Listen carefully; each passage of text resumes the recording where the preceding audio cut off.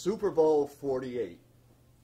When the New York, Jersey region finally had Super Bowl 48 played in 2014, it was a remarkable, unforgettable event, but not perhaps for the reasons one might expect. No one even remembered the final score. Maybe that's because there wasn't any. Fact was, the two top teams never even took the field that day. What happened instead was a long-lost batch of alien in-laws showed up on Christmas Day pissed off and indeed ready for the big game. They had their own specific plans for that.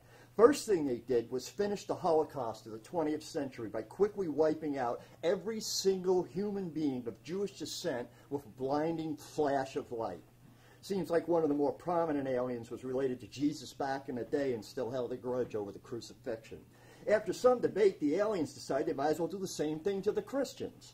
I mean, what the hell why they were at it? They thought it'd be a nice Christmas present. They think it was finally the rapture at last. Next, they announced a new date for the Super Bowl, rescheduled for New Year's Day. Kickoff time would be at the traditional 6 p.m. Few changes in the lineup, though, however. This year, 80,000 plus seats will be populated with every CEO of the worst, most reprehensible corporations on earth. All the most worthless bastards would be compelled to attend, and it would be mandatory, just like the old night rallies back in the fatherland. Of course, all the media outlets would be broadcasting on all frequencies. If it had a signal on Earth, you'd have to watch it. One cherished tradition fell by the wayside, however. No clever 2.6 million per 30-second behavioral suggestions. This spectacle would be entirely commercial-free. It was announced this year that every single son of a bitch CEO determined to be guilty of murdering, polluting, decimating, plundering, exploiting, ravaging, and in general fucking up the aliens' garden planet would be presented at midfield and vaporized instantly in a pillar of fire and a plume of smoke to be tinted in the same exact color as their favorite team.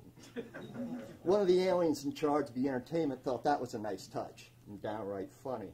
The game, if you could call it that, would last as long as it would take to execute every one of those fans in attendance. Everyone in attendance was going to have their ticket punched till all 80,000 plus seats were entirely empty. Now, on a side note, all the concession stands will be fully operational, free beer for everybody. All the networks would carry a live feed of an empty stadium for a closing shot. Now, the post-game analysis will be centered around the game plan for Earth and its inhabitants for the foreseeable future. As of the date January 1st, 2014, the global temperature for the most populous regions of the planet was going to be set at 70. The environment would have to be cleaned up and restored to roughly 16th century conditions. All weapons from handguns to nukes no longer worked. No more clothes. Bye-bye to internal combustion engines. All computer systems were going to be offline for a very long time. And as of this moment, all money was worthless. In fact, it literally did now burn a hole in your wallet. It was combustible. And then they just got back in their shiny spaceships that looked like oversized Ford Escalades and left without a further word. Seems one of the aged alien ants had to pee, and she could only go on Saturn. Something about the rings.